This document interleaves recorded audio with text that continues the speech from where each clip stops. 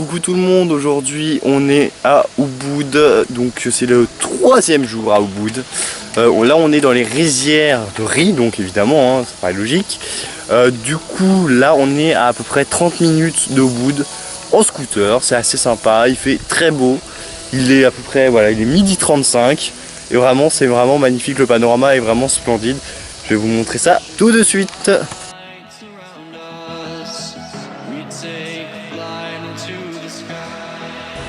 Coucou tout le monde, donc on se retrouve aujourd'hui pour le dernier jour à Ubud. Et donc là on est en train de visiter des rizières.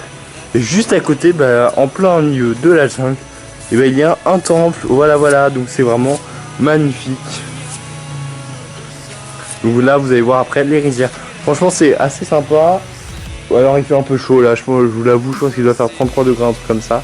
Mais c'est vraiment beau et puis on a un beau temps, donc c'est chouette. Sachez que le mois d'août est vraiment le meilleur pour aller à Bali car il n'y a pas, c'est là où il y a le moins de pluie.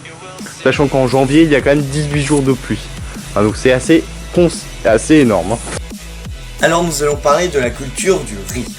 Aujourd'hui, 4 grandes techniques de culture sont utilisées dans les zones de production à travers le monde pour cultiver le riz. La première technique, c'est le riz pluvial. C'est un riz cultivé sans irrigation puisqu'il se contente des eaux de pluie. Il nécessite toutefois beaucoup d'eau tout au long de son cycle, notamment quand il commence à fleurir.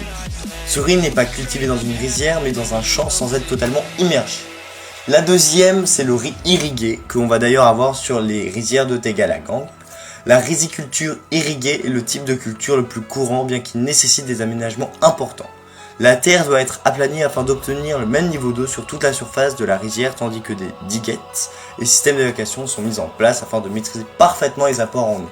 Si vous avez pu voir sur les trucs d'irrigation, ils font vraiment plein de petits trucs pour bien orienter l'eau et qu'il n'y en ait pas trop ou pas assez. Le riz inondé. Il est cultivé sur un sol piétiné dans des champs entourés de petites digues capables de retenir l'eau jusqu'à 50 cm de profondeur.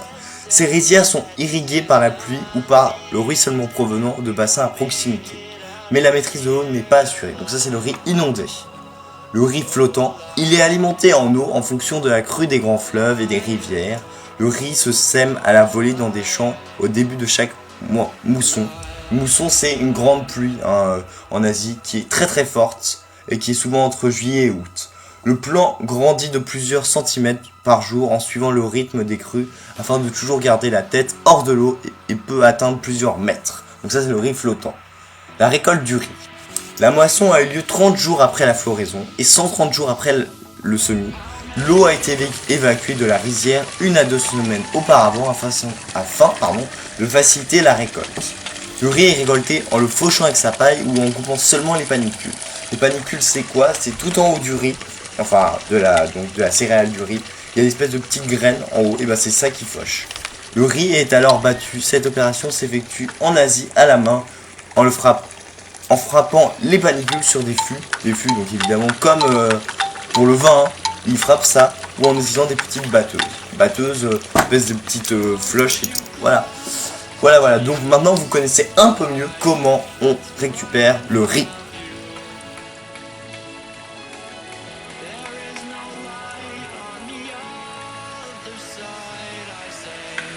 Là. Donc vous pouvez voir vraiment qu'au niveau de système d'irrigation, ils sont vraiment extraordinaires. Ils sont vraiment des génies parce qu'ils trouvent toujours des petites solutions pour faire évacuer l'eau de façon plus lente. Enfin, c'est assez marrant. Bon, il y en a qui sont plus ou moins particulières. Donc voilà, comme je vous disais, ils ont beaucoup de moyens pour donc évacuer l'eau. Et alors là, franchement, interdit aux moins de 18 ans. Et oui, vous ne savez pas, ils ont bien mis un pénis au bout. Et ça ne sort pas.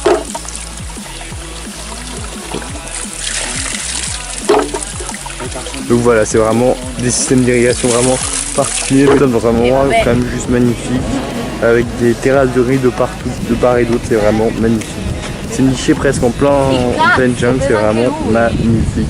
Il y a des cocotiers de part et d'autre. Enfin, voilà. Donc Ubud c'est bientôt terminé car demain on part direction le Kawaii. Mais de toute façon s'il y a des trucs intéressants, je n'hésiterai pas à le filmer. Voilà.